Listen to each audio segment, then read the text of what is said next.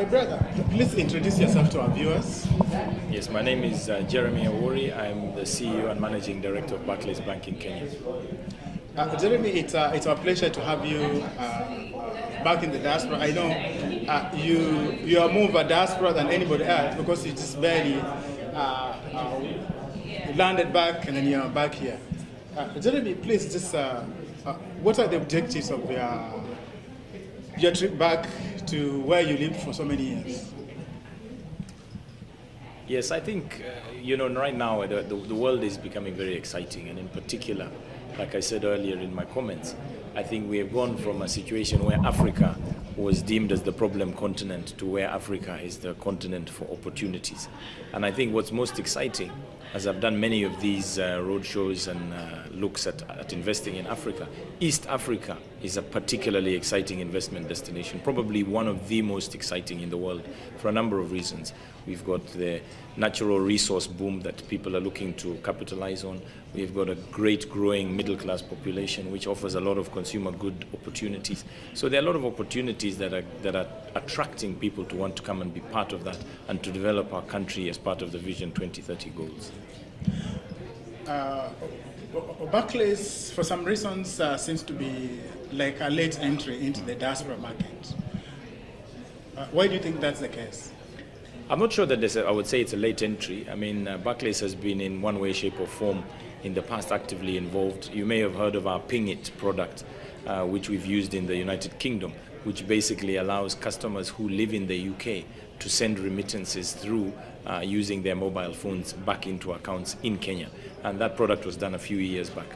With regards to this particular participation, since coming on board in February, I've been quite keen that we look at ways that we can facilitate flows of funds from people in the diaspora back into the country, because we know it is significant for the development of the country.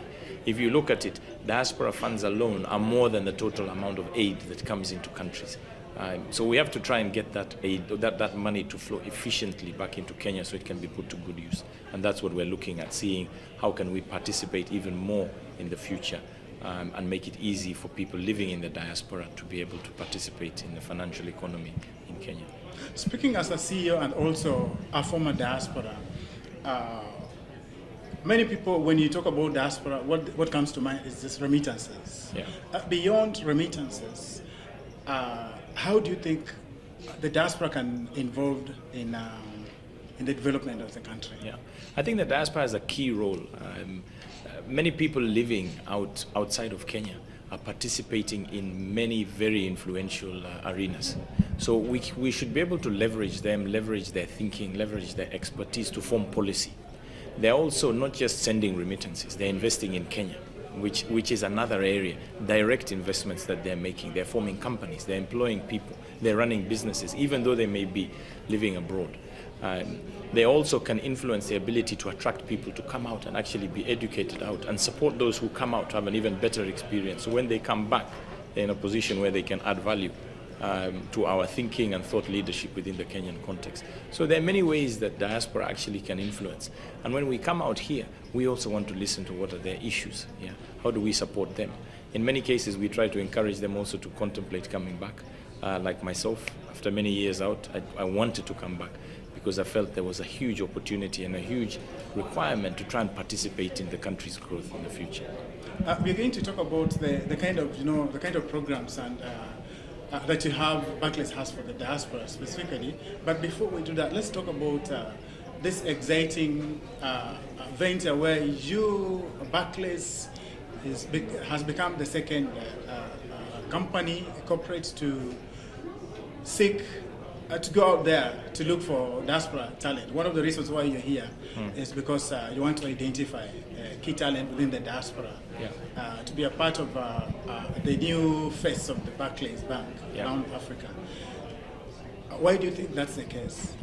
Yeah, Barclays is changing. I mean, we've got a long history of 97 years. But as we look forward, the environment is changing also. And what we want to do is we want to be relevant and we want to make a difference and make an impact. So when we looked at this conference, we were very excited to be able to participate. And since coming on board, one of the things I wanted to do is to make that connection. So like you quite rightly mentioned, we're looking here to find talent that have made that choice or are thinking about making that choice to come back.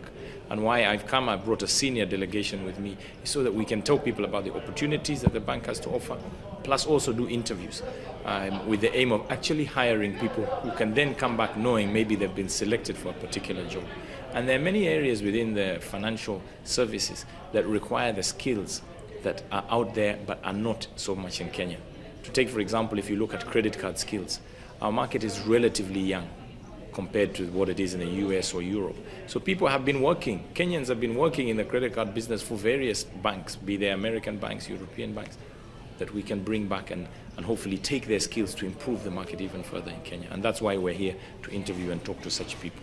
I was speaking to a group of young Kenyans in Philadelphia yesterday, and when we were discussing about this, one of the things that they wanted to find out was specifically what kind of skills are you looking for, because it seems to be, it's like it's too good to be true. Yeah, I have a slightly different outlook. I look for talented people. I look for people with interesting backgrounds, be they from banking or not.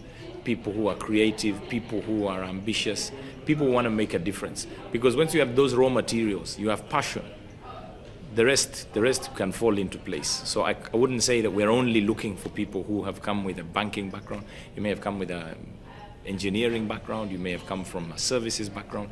You know, banking is changing. We need different approaches to really be focused on the customer and improving the customer experience. So if we find the right pedigree of person, we're looking for those type of people to bring them back and integrate them into our bank. I'll open up for my colleagues to ask questions, but before I do that, the view of most Kenyans, especially the diaspora, is Barclays is too big for me. We discuss. Yeah, I wouldn't say that. You know, at the end of the day, what we look for is Barclays wants to make a difference in people's lives. Yeah, and that's most important. We want to help people achieve their ambitions. So what you should think is know that the organization is committed to that task. And much as it appears like it's a big organization, and it is a fairly big organization, there are lots of opportunities to impact change. And you work within your department, which may not be necessarily that big. So people should not be shy to think it's a big bank, I'll get lost in it. We have great careers, we have great opportunities to impact change, and to help the country, more importantly, achieve its broader goals. So we encourage people to come and look at us. We have banking services that are relevant. So come and talk to us, and we'll see where you can best fit and contribute. Guys, anybody with a question? Yeah, Ron, Kenya 360. We've seen a lot of banking institutions come to the diaspora in the last few years. What sets Barclays apart, or what's the strategic difference that Barclays would say this is why Barclays is the bank for you? Yeah, I think Barclays is on the move. I mean, there's so many exciting initiatives that we're working on. And one of the things that Barclays brings, which is quite different than a lot of the banks, is I say we're fully global, fully regional, and fully local. We've been in the country almost 100 years. We've been in the continent over 100 years. We've been a bank that's been existing globally for over 300 years. So what we're trying to do is to bring the best of all those components to offer a service and customer experience that's second to none. Today, we are probably one of the largest franchises across the continent, and coming with that means that we have services that can be brought to bear to our customers to effectively compete.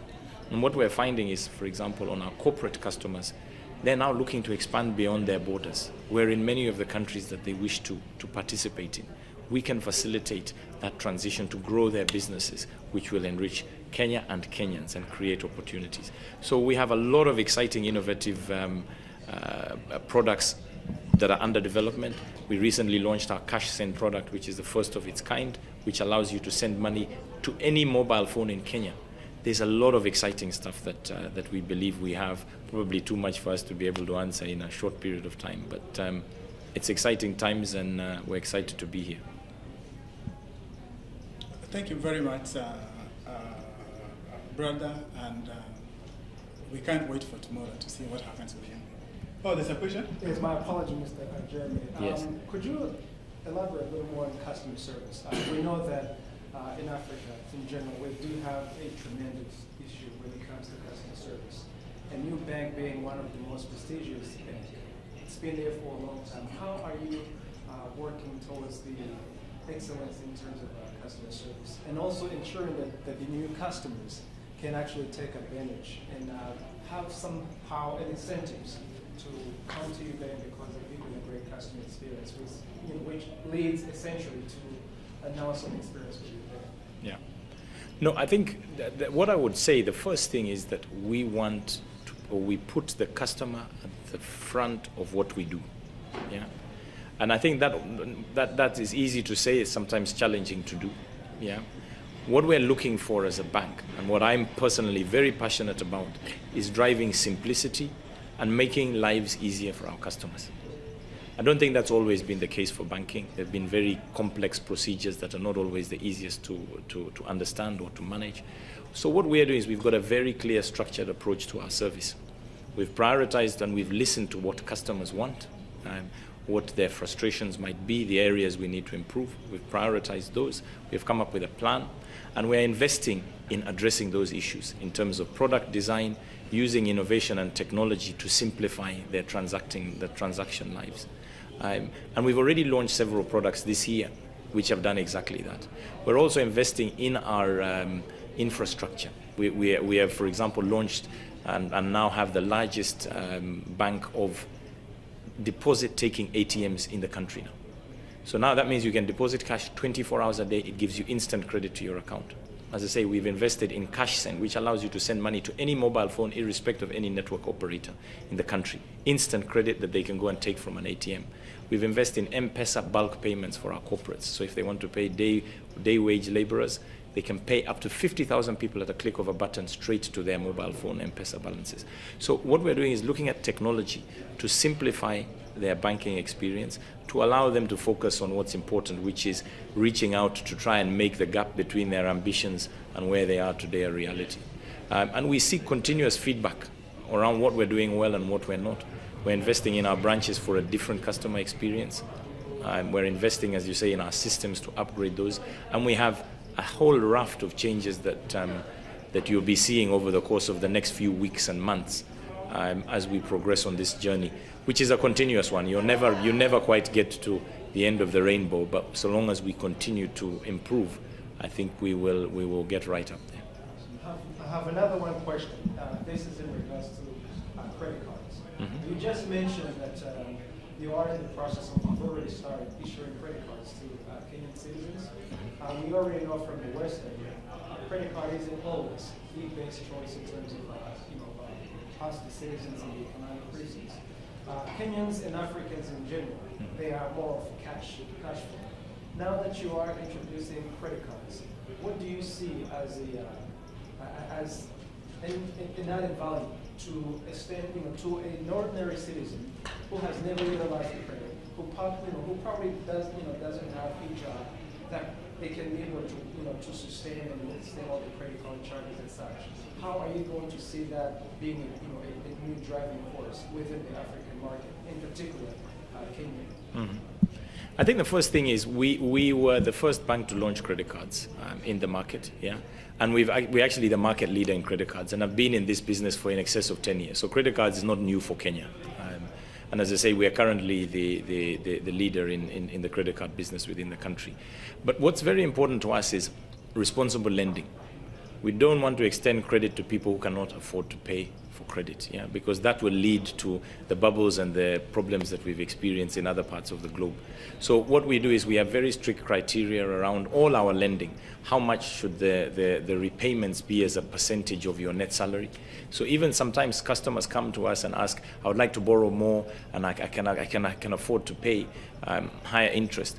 We've done a lot of work globally to look at what are the right levels to make sure that the debt burden ratio doesn't become too high for somebody not to be able to sustain, because then you end up with bad debts which are not good for any country. And I think as there's a lot of room for growth of the lending market within Kenya, but we are trying to do it responsibly. And even at a Kenya Bankers Association level, you've seen the credit bureau that we're now looking at. We're differentiating between negative data, where people are not paying back or behind on their payments, from positive data, such that we can now soon differentiate on price. If you've got a good track record of repaying your debt, you should be able to borrow at cheaper levels than somebody who maybe is a slightly higher risk, where you would want to mitigate your risk through the pricing. So I think we're just to be clear, we're very clear that we don't lend where people are not in the position to be able to repay, because that's not responsible. We are very transparent about all our charges, all our pricing at the time before they sign up. And I think there's a lot of exciting opportunities for lending in the country. Thank you very much, Jeremy. Thank you. Fantastic. Asante. Thank you so much. Very good.